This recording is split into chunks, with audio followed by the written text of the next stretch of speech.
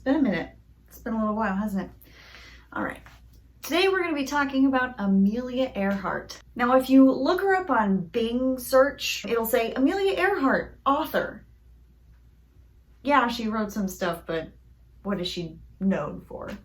Amelia Earhart was a pilot. She was living in the early 20th century, obviously a huge feminist, right? Supported the Equal Rights Amendment, which was introduced in 1923. It is currently 2019, and has that passed?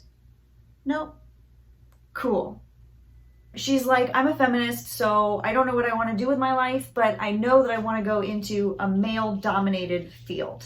Any male-dominated field is fine. And surprise, World War I happened, so she went to join the Red Cross and became a nurse. But then, hey, another surprise, here's the Spanish flu, devastating illness. She, of course, gets it. She's sick for a year. So in that year, she's like, well, I guess I'll just learn about mechanical engineering and I'll learn to play the banjo. No big deal, whatever, I'm Amelia Earhart. In terms of, like, men, she was engaged to this guy named Sam, and then that didn't work out. And then this guy named George Putnam was like, wow, now that is a woman.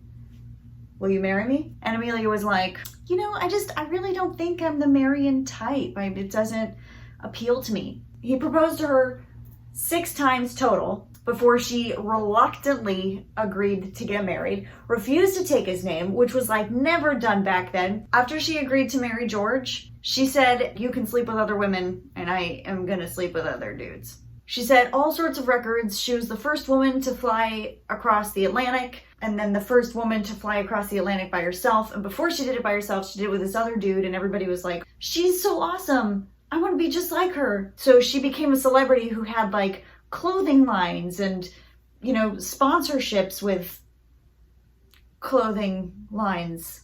And she's like, none of this is enough. I want more. I want to circumnavigate the globe around the middle bit, you know, the widest bit, the big bit. I know it's called the equator, okay? Obviously it wasn't all gonna be in one go. They were kind of gonna like hop from places, refuel. They had it all planned out. In her first attempt, it was her, this guy named Fred, who was a navigator, and this guy named Harry, who was a radio operator. The first time around, she tried going across the Pacific first. So she was going LA to Hawaii, but then there was a problem with the plane in Hawaii, so they're like, forget it, we have to start over. Harry was like, this is too much for me, I'm out. So Amelia's like, whatever, I don't need you. Problem is, now we don't have a radio operator. Radio operators, as it turns out, are a little important. So then they start over in LA, decide to go in the other direction this time. They get 22,000 out of 29,000 miles around successfully. The last part of the journey that they had was to get across the Pacific. Now, the Pacific Ocean, I don't know if you knew this, is really, really big. They had this teeny tiny little island called Howland that they were trying to land on, kind of pretty much smack dab in the middle of the Pacific, right along the equator. They missed. And that's kind of that. The most likely thing that happened was that they ran out of gas, crashed into the ocean, and sank, looking for the island. There's some conspiracy theories as well. I'm going to say this with a caveat.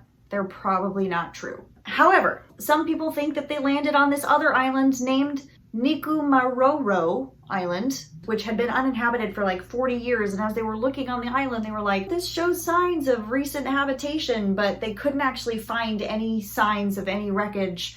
There's like a picture of the island with a little smudge in the corner that looks like maybe it could be a plane. They found bones there and they were like, ooh, maybe these were Amelia's bones. And they examined them and they were like, probably not. Then they just like lost the bones to never be re-examined, so we can't even double check. On this island, there are a bunch of crabs called coconut crabs who rapidly consume flesh and then carry the bones away with them. So, you know, maybe Amelia Earhart was eaten by flesh-eating crabs. Probably not.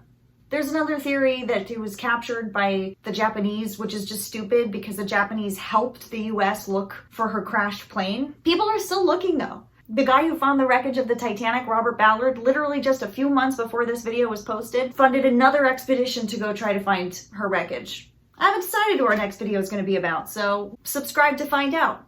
Live long, prosper, and be kind to animals.